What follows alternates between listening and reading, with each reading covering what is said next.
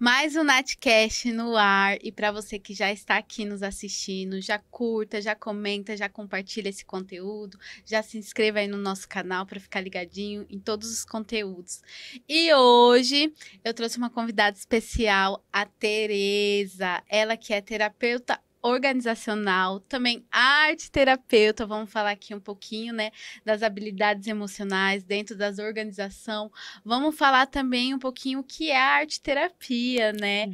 Tereza, gratidão por você estar aqui no Natcast, por falar um pouquinho, né, voltado para esse ramo que é as organizações. E gratidão por estar aqui. Se apresente pro pessoal, fale, se eu não falei alguma coisa de você, fale aí um pouquinho pra gente. Eu quero agradecer a oportunidade de estar aqui falando um pouco sobre o meu trabalho, né? Gratidão, obrigada pela oportunidade.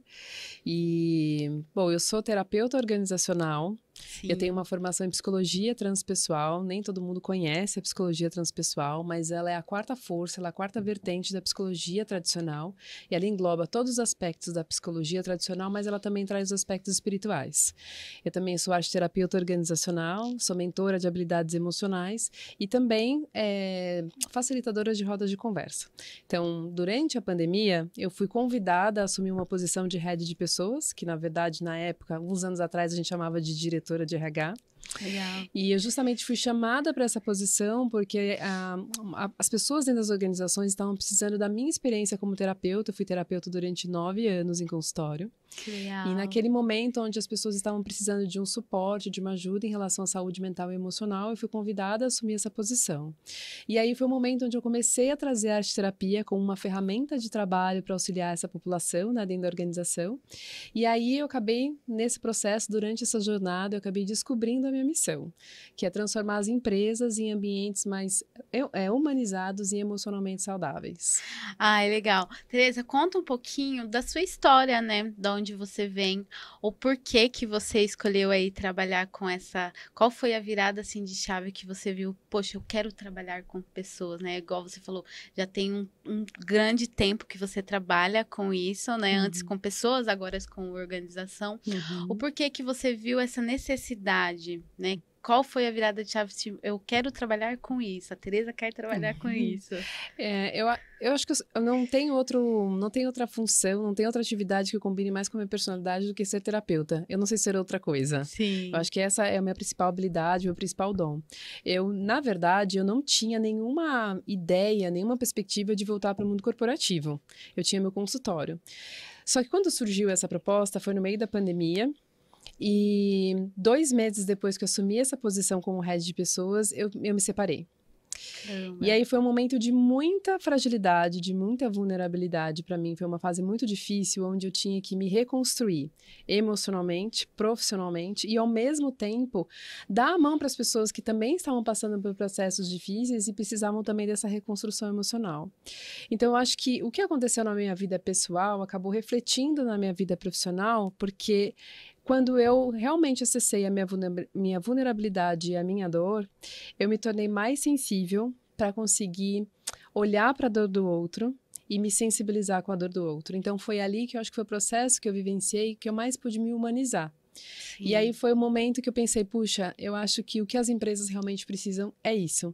Tornar esses ambientes organizacionais mais humanizados e mais emocionalmente saudáveis para que as pessoas possam trabalhar e serem felizes com aquilo que elas fazem, né? Através da sua dor, né? Você viu, na sua dor você viu uma necessidade que hoje você trabalha aí com as pessoas, né? Exatamente. Eu acho que, na verdade, hoje eu até agradeço tudo que eu passei, Sim. né? Hoje é fácil falar, né? Porque já faz quase 3 anos. Mas eu acho que foi o momento que eu pude... Hoje eu posso olhar para trás e agradecer por aquilo que eu passei, porque foi graças a tudo isso que, no final, surgiu o trabalho que eu faço hoje. Então, eu sou grata. E teve algum acontecimento, assim, que para você foi muito marcante na sua vida? Pode ser tanto pessoal, profissional, tipo assim, Nath, isso para mim foi muito marcante que eu vou levar para o resto da minha vida. Olha, eu acho que eu tive a possibilidade dentro desta empresa de construir relacionamentos de uma maneira tão profunda, Porque eu não olhava para as pessoas que estavam ali como funcionários. Eu olhava para aquelas pessoas, né, para cada um como pessoas de verdade, com emoções, com sentimentos, com dificuldades. E eu tive várias situações onde eu pude, através de uma palavra, através de um apoio, eu sabia, chamava as pessoas pelo nome, cada uma da empresa tinha mais de 180 colaboradores, eu sabia o nome de todos, eu sabia da história de vida de cada uma dessas pessoas. Então, o relacionamento e a forma como eu criei vínculo com essas pessoas foi muito significativo para mim, porque como eu te falei, eu não estava só cuidando dessas pessoas, mas eu estava cuidando de mim também.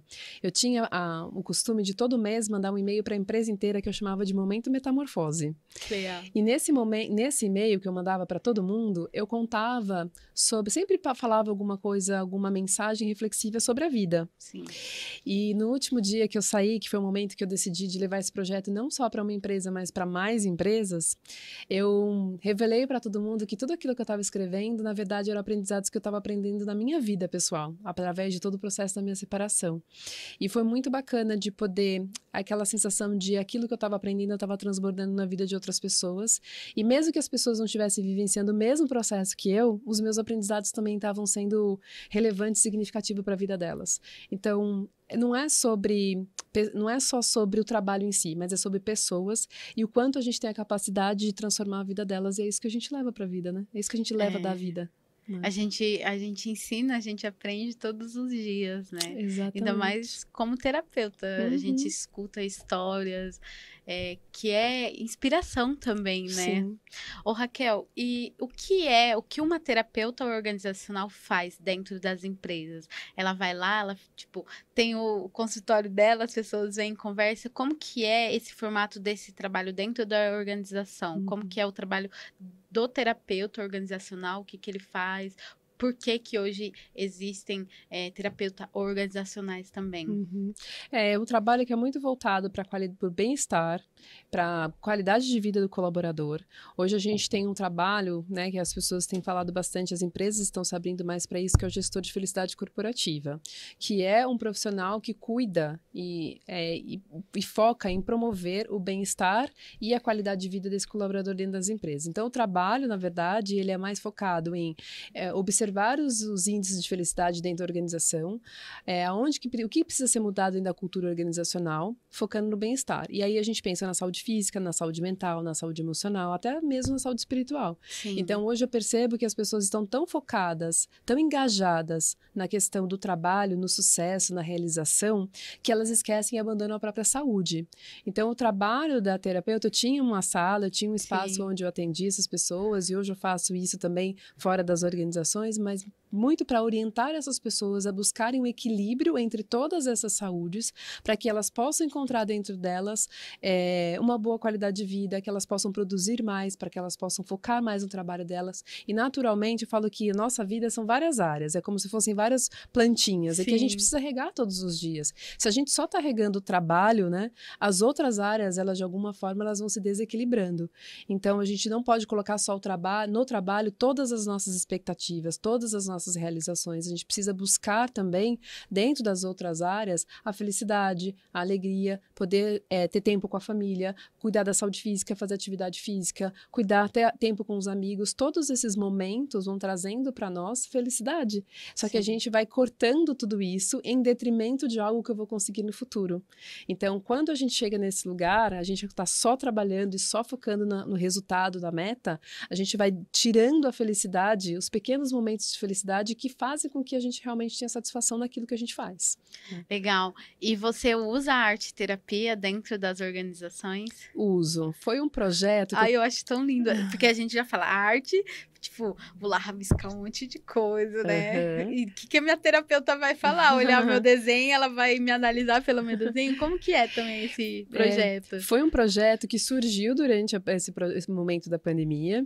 Eu via que as pessoas estavam precisando fazer momentos de conversa e troca. A gente passou muito tempo no isolamento e o meu objetivo naquela época era fazer com que as pessoas criassem conexões e vínculos entre elas. Que elas pudessem começar a desenvolver uma relação relação, né? Então, eu comecei a fazer rodas de conversa e nessas rodas de conversa eu comecei a trazer a arte-terapia. Então, foi engraçado porque no começo eu trazia canetinha, lápis de cor, papéis coloridos, aquarela, giz de cera, até massinha eu já usei. Ai, que delícia. Então, o mais legal da arte-terapia é porque, assim, as pessoas que estão dentro do ambiente corporativo, eu falo que elas estão num modo muito mais racional, muito Sim. mais mental. Então, eu falo que o meu trabalho é um trabalho da conexão da mente com o coração. Por quê?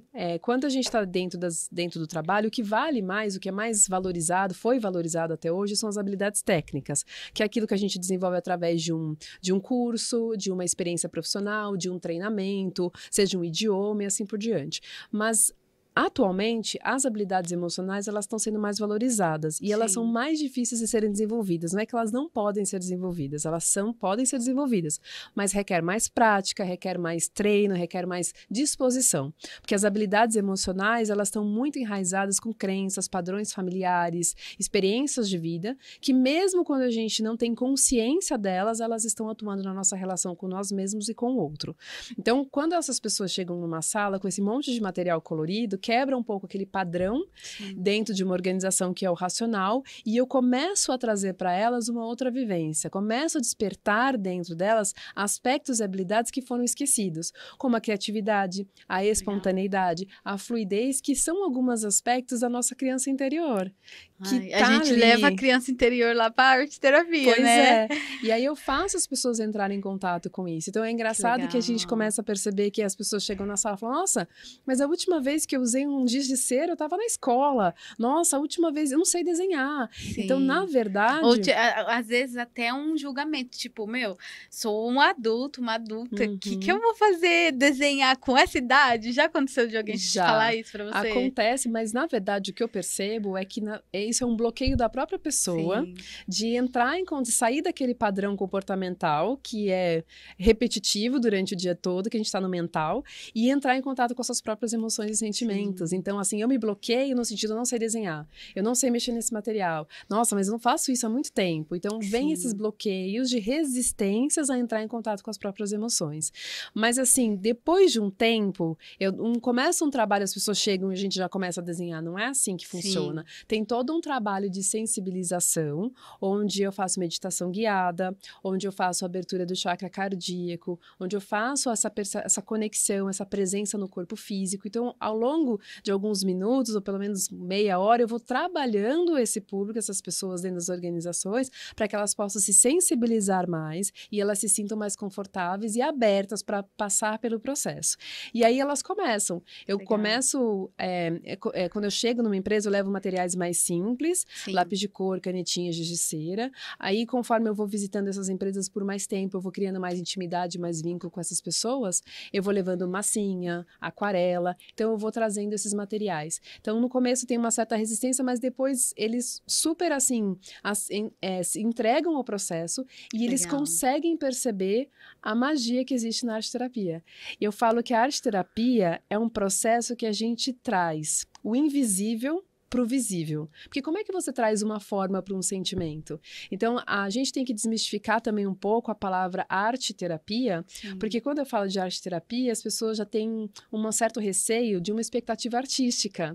E não tem. Muito pelo contrário. A arte-terapia, ela é muito mais voltada, é muito mais... vem numa expectativa de traços, de formas, de contornos, de cores. Também...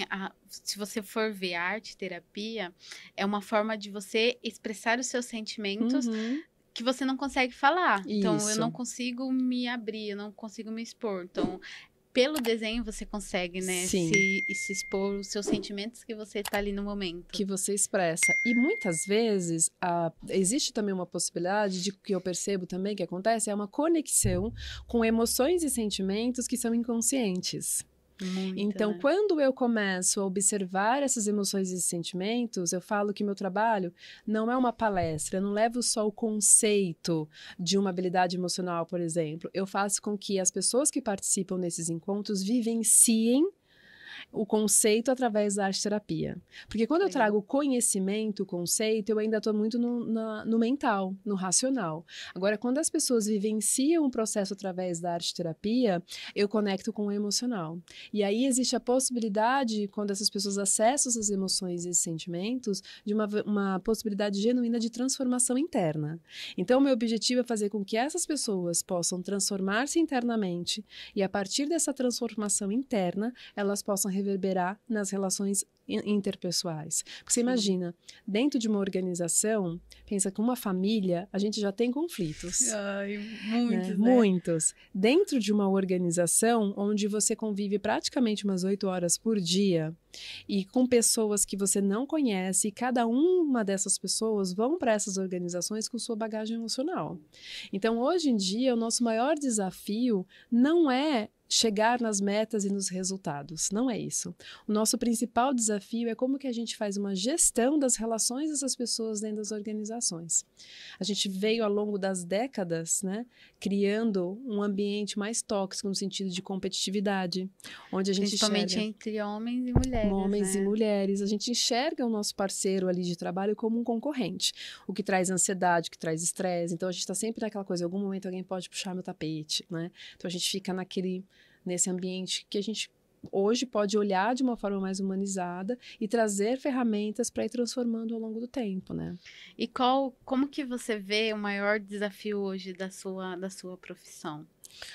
Olha, Nath, eu sinto que o maior desafio hoje do meu trabalho é Porque lidar com pessoas já é um pouco difícil. Agora, imagine você lidar com pessoas dentro de uma organização. É um desafio. E eu sinto que o principal desafio hoje é como que a gente traz o ser para dentro das organizações. Porque o ter, ele precisa existir. Porque o lucro, as metas, os resultados, a empresa precisa disso. A gente não tem como tirar. Né? Entra aquele conflito do ter e o ser eles precisam existir. Agora, como é que a gente traz o ser? A gente precisa olhar para as pessoas que estão lá dentro não como números, mas como pessoas que têm histórias de vidas. É a maior dificuldade que eu vejo, que as pessoas só olham hoje pro outro como números, né? É só apenas um número. A emoção dele, o que ele sente, a pessoa em si, o ser humano não importa, né? Você passa por isso nas organizações? Sim, com certeza. Eu sinto que a gente está no momento de transição, que a gente está saindo de um estilo de gestão que é mais centralizador, mais autoritário, para um estilo de gestão com mais flexibilidade, com mais autonomia. Tá? Quando a gente pensa, por exemplo, em home office, a gente tem mais autonomia, a gente tem mais flexibilidade, só que ao mesmo tempo traz autorresponsabilidade. Traz autorresponsabilidade no sentido daquilo que você precisa entregar do seu trabalho, né? Não tem um chefe em cima de você fiscalizando se você realmente está entregando o seu trabalho ou não, né? Mas também eu sinto que isso traz uma certa maturidade, né? Organizacional, no sentido de que eu não tenho uma autorresponsabilidade só pelo meu trabalho, mas eu também tenho que ter uma autorresponsabilidade pela minha vida.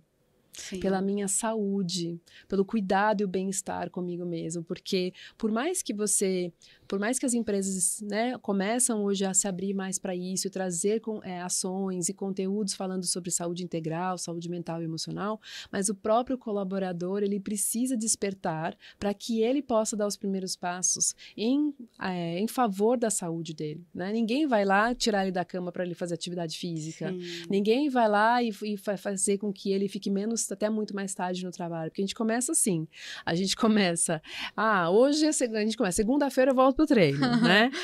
Sempre depois. Putz, hoje é segunda-feira, tem muita coisa, eu não vou. Aí daqui a pouco, quando você vê, você já faltou um dia, uma semana, faz um mês que você não aparece na atividade física. Daqui a pouco, quando você vê, não, hoje eu vou ter que ficar mais tarde, porque tem coisas super importantes aqui que eu não posso deixar de lado, você começa a chegar mais tarde em casa, você começa a ficar menos tempo com a família. Quando você percebe, a hora do almoço você também já perdeu, porque afinal de contas são tantos compromissos que você não consegue seguir os seus hábitos saudáveis. Então você mesmo, a própria pessoa vai se auto-abandonando nesse processo todo, entende? Então essa autorresponsabilidade que eu acho que precisa ser desenvolvida no indivíduo hoje, para que ele tome as rédeas mesmo da vida dele. É porque a pessoa, ela se auto-sabota, né? Tipo, eu vou deixar para amanhã eu vou fazer isso, mas é igual você falou, é autorresponsabilidade. É você por você. Isso, né? Você por você. É você por você. Tereza, e como que a gente consegue lidar com as questões das habilidades, né? Você falou no início que tem duas, habilidades técnicas e habilidades emocionais. Como que a gente consegue lidar com essas habilidades dentro da organização? Um exemplo, às vezes a gente está lá com o nosso emocional abalado e isso acaba atrapalhando a nossa habilidade técnica, que é o que a pessoa é desenvolvida para fazer. Como que lida com isso? Hoje em dia, as habilidades emocionais estão sendo muito valorizadas pelas empresas, né? Então, eu percebo que quanto mais a gente desenvolve as nossas habilidades emocionais, maior a nossa capacidade de gestão das nossas emoções, maior consciência eu tenho do que está acontecendo dentro de mim. Como hoje nós estamos muito desconectados de quem nós somos, do que está acontecendo em mim, a gente até agora há pouco estava falando que as emoções, elas são instintivas, a gente não tem como controlar. E elas não deixam de existir porque eu não estou percebendo.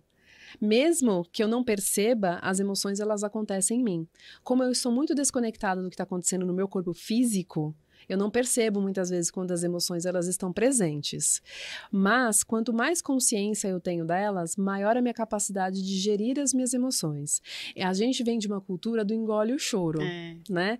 Hoje, a maior parte das pessoas que estão nas posições de liderança, estão ativas profissionalmente, vem dessa geração do engole o choro. A gente vem mudando bastante, né? Mas ainda a gente muda, mas ainda tem essa questão, tipo, homem não pode chorar, mulher pode chorar, só que daí quando a gente chora as pessoas falam que a gente é fraca, né? Exatamente. A gente vem dessa cultura e aí quando a gente era criança a gente engolia o choro, ou quando a gente chorava a nossa mãe dava um brinquedo e tirava a nossa atenção daquela dor, e quando a gente assume a fase adulta, a gente mantém o mesmo padrão comportamental. A gente vai colocando todas as nossas emoções e nossos sentimentos para debaixo do tapete.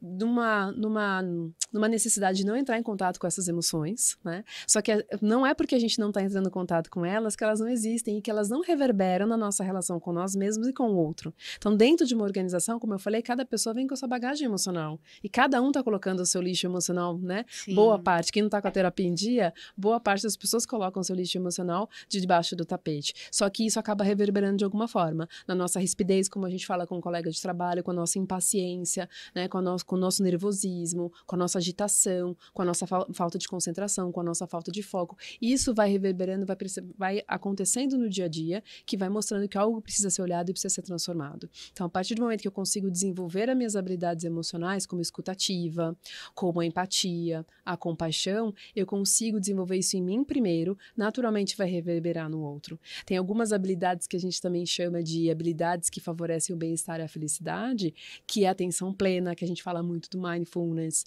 Tem o savoring, que é a nossa capacidade de desfrutar e contemplar o momento presente, a generosidade, a resiliência. Então, tem algumas habilidades que, quando elas são desenvolvidas, elas favorecem a construção de um ambiente organizacional que seja mais favorável, que seja mais positivo para as pessoas que estão lá dentro. Lembrando que cada pessoa que está lá dentro, ela é responsável nessa construção. Sim. Porque muitas vezes o colaborador está ali e fala, a gente precisa de um ambiente que pense na gente, que cuide da gente, que pense no bem-estar do colaborador. Só que é a mesma pessoa que faz fofoca, Sim. é a mesma pessoa que faz intriga, é a mesma pessoa que entra em conflitos. Então, a gente compreender que cada colaborador ali dentro tem uma responsabilidade. É um pouquinho, é uma parte de cada um, né? Exatamente. Legal. Tereza, a gente vai aqui para um rápido intervalo e já a gente volta para continuar esse assunto. Tá bem.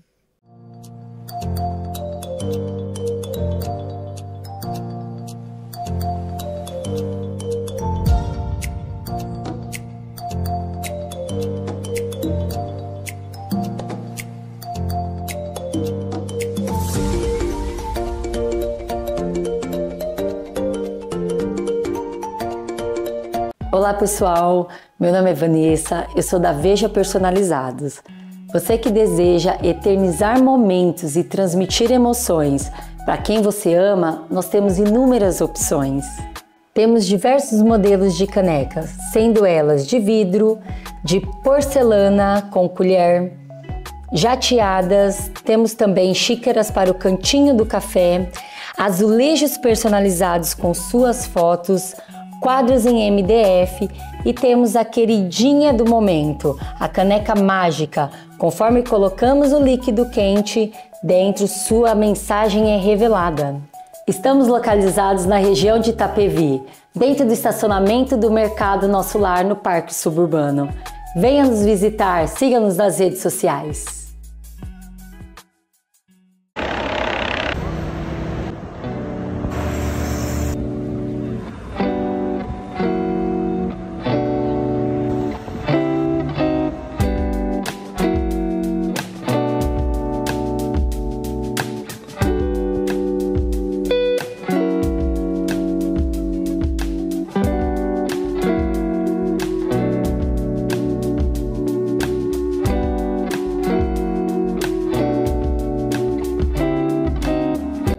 Pensa em dentista, genuinamente, qual a primeira coisa que vem à sua cabeça? Dói, demora e custa caro? E se eu te dissesse que não precisa ser assim? Muito prazer, meu nome é Lucas Cussano, eu sou um cirurgião dentista, pós-graduado pela Faculdade de Medicina de Harvard e hoje eu vou te mostrar como vai ser a sua primeira experiência com a gente. Vem comigo! Então, pessoal, depois que a gente colhe todas as informações da paciente, escuta todas as reclamações, os anseios, os desejos, a gente parte para a fotografia profissional. Qual é a ideia de usar a tecnologia na coleta de dados das condições clínicas do paciente? Fazer com que a nossa comunicação tenha a maior qualidade possível, porque a forma com que ela pensa e tudo aquilo que o dentista sabe precisa ficar claro quando é ela quem vai tomar as decisões. Então aqui a gente tem a condição da NAT de rosto, depois a gente tem a condição de boca, e a gente vai juntar todas essas informações para montar um planejamento onde a gente vai oferecer para a Nath tudo aquilo que vai de encontro com as atuais necessidades dela.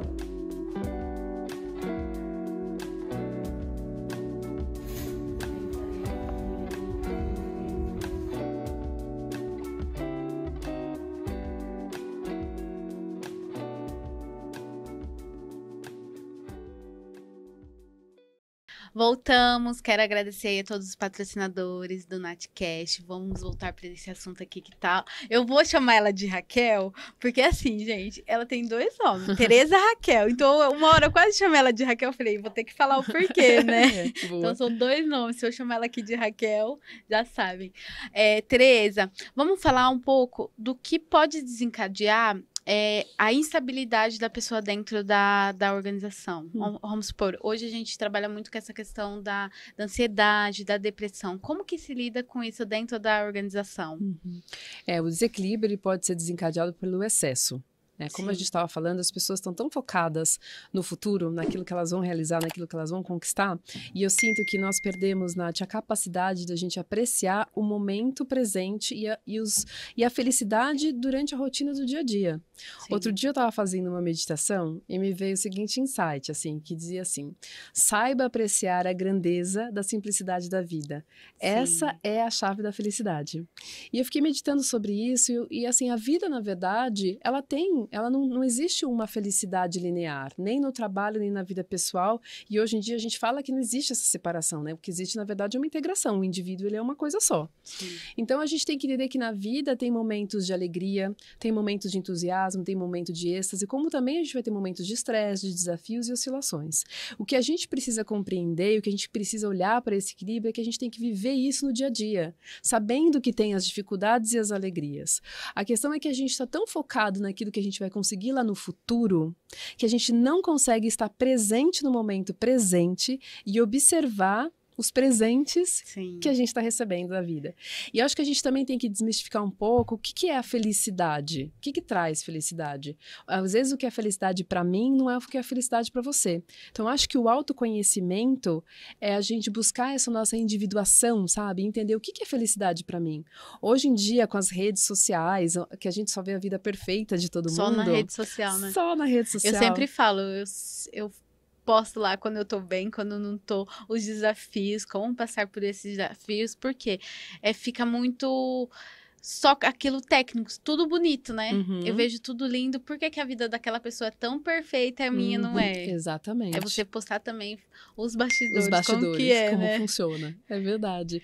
Então, se a gente não sabe quem eu sou, quem eu sou além do meu trabalho. A gente está muito ligado, muito associado com o nosso fazer. Então, quando você vai se apresentar para alguém, você fala do seu trabalho. Sim. Mas o nosso trabalho é apenas uma parte daquilo que a gente é, não é a nossa totalidade.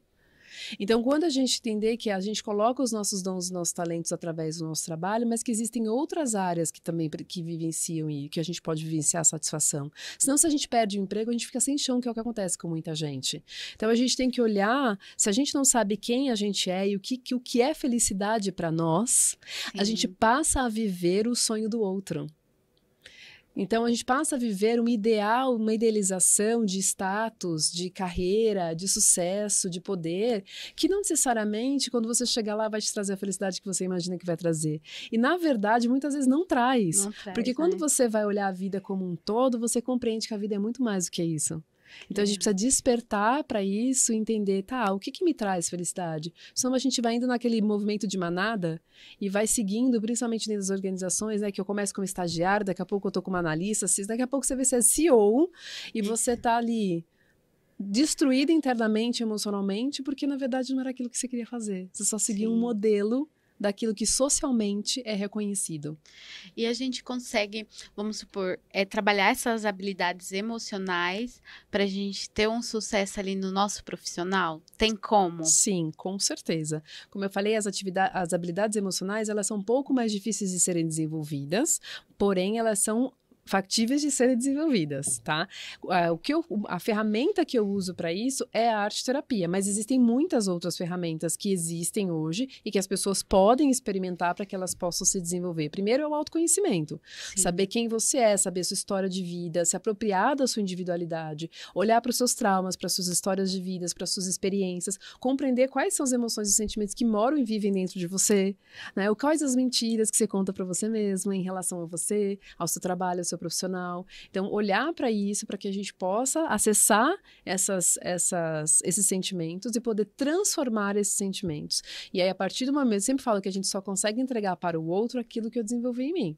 Então, começa tudo comigo. Se a gente quer mudar o mundo, primeiro começa com você. E aí, naturalmente, vai reverberar no restante. Tem uma frase que eu sempre falo: seja a mudança que você quer no mundo. Exatamente. Porque muitas vezes, igual você falou, às vezes você quer mudar seu chefe, seu líder, né? E daí a gente entra já nessa questão do líder. Como que é o papel do líder dentro dessa integração das habilidades dentro de uma organização? É uma pergunta excelente, porque eles são...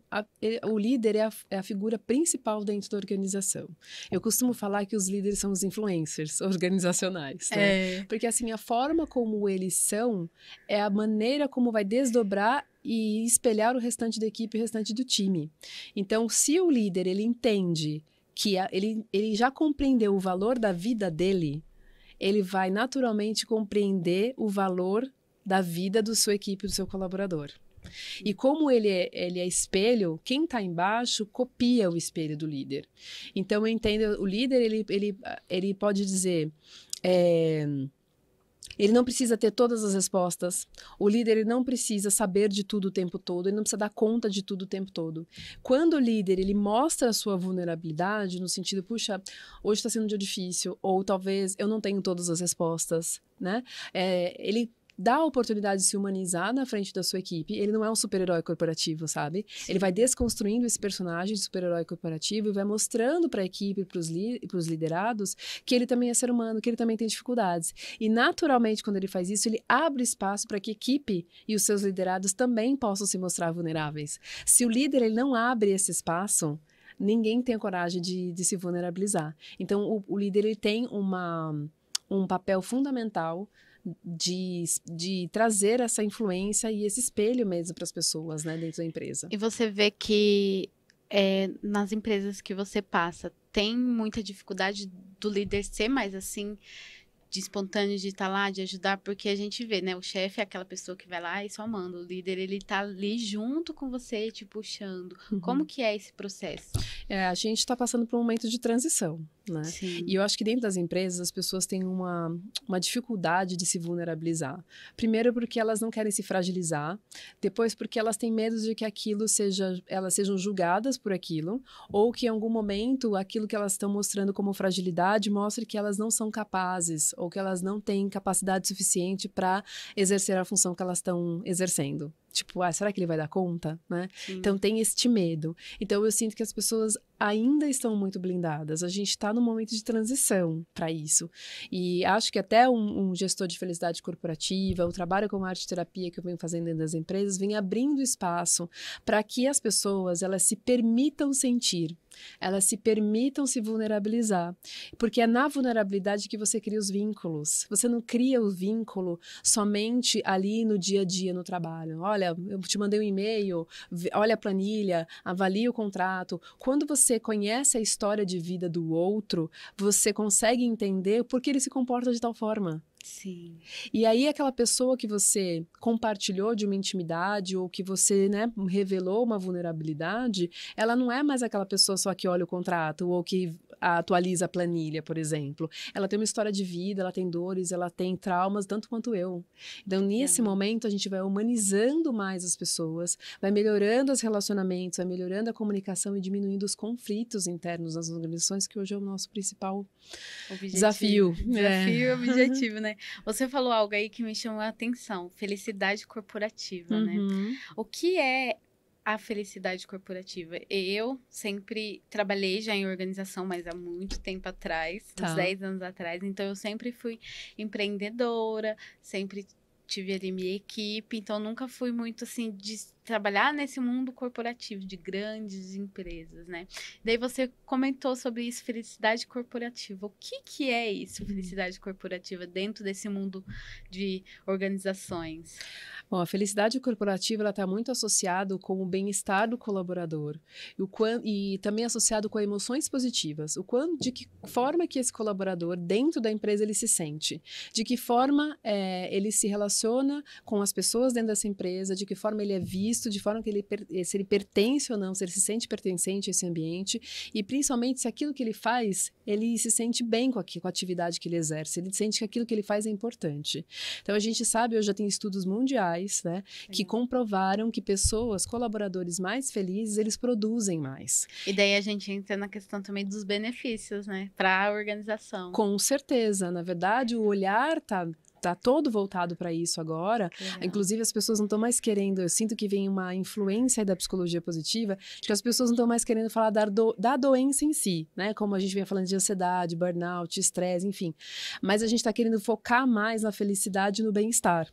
Porque sabe que nem notícia ruim de jornal, que você só vê notícia ruim? Aquilo traz desesperança, traz tristeza, desânimo. A gente entra no mundo, né? Porque, exatamente. Vamos supor, igual a pandemia. A pandemia, ela veio, todo mundo ficou isolado. Então, o que a gente via? A gente só via morte. Então, a gente ia trazendo aquilo para o nosso dia a dia, né? Só que a gente esqueceu do resto que estava acontecendo, né, também. Exatamente. Tinha gente vivas, com saúde, pessoas saindo, né, para caminhar, para trabalhar, e as coisas foi voltando aos poucos, né? Sim. Eu acho que o caminho agora é tirar o foco da doença, do problema, e a gente começar a olhar mais para o que tem de bom. Porque também tem de bom, como a gente estava falando, né, na linha da vida. Então, a felicidade, quando o colaborador ele está mais feliz, ele é mais produtivo. Existem estudos mundiais que comprovam que colaboradores mais felizes produzem mais. Inclusive, na Universidade da Califórnia, tem um estudo que comprova que 31% que os colaboradores mais felizes, eles produzem 31% mais do que colaboradores que não estão felizes na organização. Então, as empresas estão começando a olhar para isso. Elas já perceberam que não tem mais como manter o ambiente, né, que existia até então e que precisa de uma transformação, de uma mudança que vai ser um ganha-ganha. Vai ser vai ser positivo para a empresa, nos lucros, na produtividade, no desempenho, como também vai ser positivo para o colaborador, que está mais feliz, que está mais satisfeito e naturalmente ele consegue produzir muito mais. Teve algum caso, assim, seu que foi, assim, revolucionário? Que você chegou na empresa e você falou assim, nossa, esse vai ser um desafio para mim, e que assim, com a arte-terapia, com a questão da terapia organizacional, que você teve uma grande transformação? Ai, eu já fui em algumas empresas, né? Mas eu tenho uma empresa no Rio de Janeiro que é uma empresa gigante de transportes. E no dia que eu cheguei na empresa, eu fui fazer um trabalho com 27 líderes, e só que desses 27 líderes, 24 eram homens. Então, por que eu falo isso? Porque os homens, eles já têm uma certa resistência em entrar em contato com as emoções e com os sentimentos, principalmente dentro de uma empresa. E todos esses 27 líderes, eles eram engenheiros. Então, assim, tinha uma predominância, né, do racional. E aí eu chego querendo conectar a mente com o coração, enfim. E aí foi um trabalho que eles chegaram na sala, a mesa estava montada com aquarela, Caramba. canção, Ai, que pincéis, legal. Eu amo assim. tudo isso, gente. Ai, podia ter trazido aqui pra gente fazer, desenhar. né? E aí eles olharam aquilo, eu senti que eles olharam, tipo, nossa, o que que é isso? O que que vai acontecer aqui? E aí eu falei, nossa, eu acho que vai ser um pouco desafiador, mas vamos ver como é que vai ser. Sim. E aí, como eu falei, eu vou preparando esse público, né? Através da meditação, através da abertura do chakra cardíaco, da conexão com o corpo, a respiração, porque as pessoas estão completamente desconectadas da respiração. E aí, quando a gente realmente sentou para fazer o trabalho de arte-terapia, eles já estavam mais abertos, né? Sim. E eles super se entregaram pro processo. Foi muito bonito de ver. E foi engraçado que, no final, alguns homens que participaram desse encontro, eles estavam emocionados, né? Coisa assim que dentro de um ambiente corporativo, que é tão rígido para os homens, né? É principalmente difícil por um acontecer. homem, né? Uhum. E aí, muitos deles compartilharam algumas questões do que eles estavam vivendo no dia a dia, ou seja, a gente teve a oportunidade de ter a partilha deles, o que cria conexão entre eles. E eu vi muitos deles falando, nossa, eu acho que antes de cuidar da minha família, eu primeiro preciso cuidar de mim. Né? Olhar para a saúde física, saúde mental, saúde emocional que estava abandonada, e eles poderem resgatar um pouco desse autocuidado por eles mesmos, né? Valorizando a vida e assim por diante. E é interessante porque é uma área nova, né, Raquel? Tereza, Raquel. É uma área que está aí, é uma novidade. Para mim é uma novidade, né? Terapia organizacional. Como que você vê os próximos anos, né, aí dessa terapia? Você acha que a organização vai aí incrementar isso? Porque é importante, né? É você olhar o outro como ser humano, né? E as organizações... Sim. Precisa, porque a gente vê muito conflito. É como se fosse em casa, igual você falou no início. A gente sempre tem conflito em casa com a família. Imagina na empresa, sendo que é o tempo que você mais passa ali dentro de uma organização. Como que você vê aí esse trabalho nas empresas, nas organizações? A arte-terapia organizacional é algo extremamente novo. Eu fui a primeira turma de formação dessa metodologia de trabalho, que foi o ano passado, e assim que eu fiz a formação, já comecei a aplicar. Eu já trabalhava com arte-terapia por causa da minha formação em transpessoal. Sim. Então, eu trazia algumas técnicas, mas não era algo que eu trabalhava dentro de organizações, né? A arte-terapia organizacional, especificamente, é algo extremamente novo. Eu sinto que as empresas, elas estão buscando ferramentas e ações que possam auxiliar os colaboradores. Eu sinto que boa parte das empresas hoje já despertaram para a necessidade de tipo, a gente precisa fazer uma mudança, a gente vai precisar transformar isso aqui, mas muitas vezes as pessoas não sabem como. Sim. Então, as pessoas buscaram palestras e elas não perceberam nenhuma mudança, nenhuma transformação, né? O que eu acho da vantagem da arte-terapia é o que eu falei para você, não é só um conceito, ela realmente mobiliza internamente e gera uma transformação. Eu sinto que o caminho para as empresas é esse, a gente não tem para onde fugir. Depois da pandemia, quando a gente se viu em casa, tendo reunião, né, online, o cachorro latindo, a criança gritando, a panela no fogo, houve essa integração mesmo do eu pessoal e eu profissional. E não tem mais como a gente voltar atrás. A gente tinha o costume de falar assim, as minhas questões emocionais, minhas questões pessoais eu deixo da porta para fora da empresa, como se isso fosse possível. Não existe isso, nunca existiu. A gente fingia. É só uma fala que a gente fala que não vai levar a lugar nenhum. A lugar nenhum, mas a gente leva e isso acaba atrapalhando, né? Muito. Então, as empresas estão entendendo que se elas não apoiarem verdadeiramente esse colaborador, a felicidade, a satisfação no trabalho, ela não está mais só associada a benefícios e salários. Hoje, ela está muito mais associada com aspectos intangíveis, como pertencimento, A valorização daquilo que a pessoa faz, sentir que ela é feliz ali dentro, as relações humanas. Então, a gente precisa começar a olhar para esse ambiente e transformar. Então, assim, é só questão de tempo. Isso é muito novo, tá? Sim. Mas isso vem caminhando cada vez mais dentro das empresas, as pessoas estão percebendo e não tem outro caminho. Ou a gente vai transformar isso ou a gente vai transformar, porque do contrário, a empresa não vai sobreviver. A gente está num momento, eu acho que muito de conscientização, né? Principalmente também das empresas. E daí entra a parte, né? Como eu consigo saber se na minha empresa eu preciso de uma terapeuta organizacional? Tem algum indício que você pode estar falando, olha, se a sua empresa está acontecendo isso, você precisa? Para a gente estar falando aí para os líderes, né? As empresas que estão nos assistindo. Sim, com certeza. A gente pode observar os índices de afastamento, né? A utilização mesmo do plano de saúde, a sinistralidade, o quanto o turnover dentro da empresa, as faltas, os afastamentos, como que essas pessoas estão se comportando, quais são as doenças que estão aparecendo nas empresas, qual o comportamento dessas pessoas dentro das organizações, na questão das relações deles. Então, tem alguns índices dentro das organizações que antes de fazer qualquer ação dentro da empresa precisa ser olhado, né? Então, ao invés, não é só chegar e fazer uma ação de arte-terapia, mas entender o que está acontecendo nessa população, né? Quais são as doenças que estão presentes, os desafios que estão presentes dentro dessa população e que eles realmente precisam desenvolver e que eles realmente precisam trabalhar. E aí, através minha ferramenta de trabalho é a arte-terapia para isso, né? Que legal. Ai. Raquel, tem alguma mensagem que você pode deixar aí, né, para as empresas, para os líderes, também como que a gente, né, o pessoal aí te encontra? Eu quero já para minha empresa. Nath, fala aí pro pessoal. Tá. Olha, o que eu poderia deixar para os líderes, porque eles são os influencers, como eu falei, as figuras principais, eu sinto que aqui a mensagem que eu poderia deixar é para que essas pessoas realmente procurem desenvolver suas habilidades emocionais, que elas se comprometam genuinamente com cuidado com as pessoas e que elas também possam promover o desenvolvimento e o crescimento profissional da sua equipe e do time, porque é só isso que vai fazer com que as pessoas realmente levantem da cama todos os dias de manhã com motivação, com garra e com esperança para que elas possam fazer um bom trabalho e que elas possam buscar os resultados e realmente conquistar os resultados. Eu digo que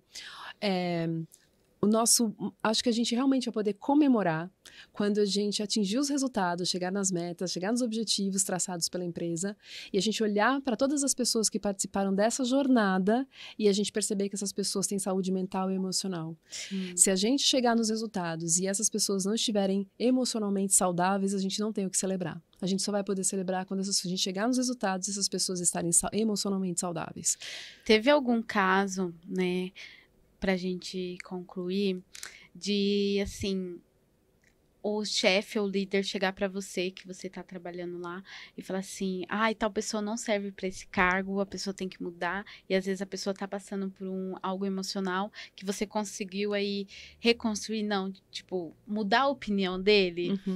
Na verdade, aconteceu isso algumas vezes durante a época que eu tava atuando como head de pessoas, e o que eu procurava fazer é me aproximar dessas pessoas e entender o que estava acontecendo. Olhar para a história de vida dessas pessoas e esquecer um pouco o crachá e olhar para essa pessoa, né, como ser humano.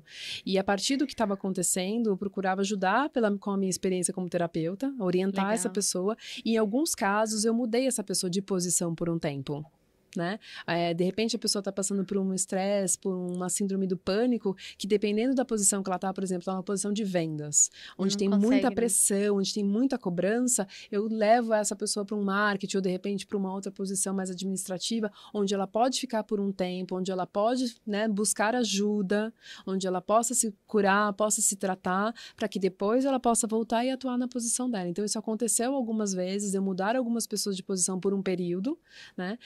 E retornar essa pessoa para a posição a partir do momento que ela se sentia pronta para isso, né? Para atuar nessa posição de aí volta. Dentro da organização pode ser feito isso Pode dentro ser do seu feito trabalho? isso. Se a gente tiver... Porque às vezes a pessoa fala assim, não tem jeito, eu vou mandar tal pessoa embora, não tem mais solução. Uhum. Você consegue fazer esse manuseio aí. Consegue. Eu sempre falo que a minha forma de gestão era open door e era assim mais humanizada. Então, eu nunca, numa posição, né, como você trouxe, de não serve, vou mandar embora. Sim. Isso Porque a gente escuta muito, né? Mas eu ouvi isso algumas vezes, Sim. mas eu procurava sempre trazer um olhar, olha, essa pessoa está passando por tal situação, acho que a gente pode acolher essa pessoa por um tempo, de repente trazer uma outra posição para ela, para que ela possa desempenhar o papel, porque a pessoa não deixa de ter qualidades, ela não deixa de ter dons e talentos porque ela está passando por uma fase difícil. E quem não passa por fases difíceis, né? Às vezes hoje pode ser o liderado, mas amanhã pode ser o líder também. E da mesma forma que o liderado vai ser acolhido, o líder também vai. Então é aquela coisa assim, ninguém solta a mão, né? Ninguém solta a mão. Então, como que a gente consegue criar essa teia, essa cadeia onde todo mundo ajuda, né? Que a organização é uma família também, é uma família, né? É verdade. Legal. Tereza, quero aí, deixa pro pessoal de casa como que as pessoas te encontram, deixa seu Instagram. Eu quero a Raquel lá na minha organização. O meu Instagram é @TerezaRaquel, Tereza com THS, Raquel com CH, oficial. Lá vocês podem encontrar um pouco do meu dia a dia, de alguns conteúdos que eu trago sobre saúde, bem-estar organizacional e arte terapia também. Tem meu LinkedIn também, Tereza Raquel. Tem o canal no YouTube também com alguns vídeos que eu venho postando também. Também dá para encontrar um pouco sobre o meu trabalho. Tereza, quero te agradecer por estar aqui no Natcast, né? Trazer esse conhecimento que é novo aí. Espero que as organizações comecem aí, olha, vamos mudar, né? A gente tá na parte de mudar. Então, quero te agradecer. Quero agradecer você que chegou até no final. Já curta de novo, já compartilha, já se inscreve no canal, segue lá a Tereza Raquel e te vejo no próximo Natcast.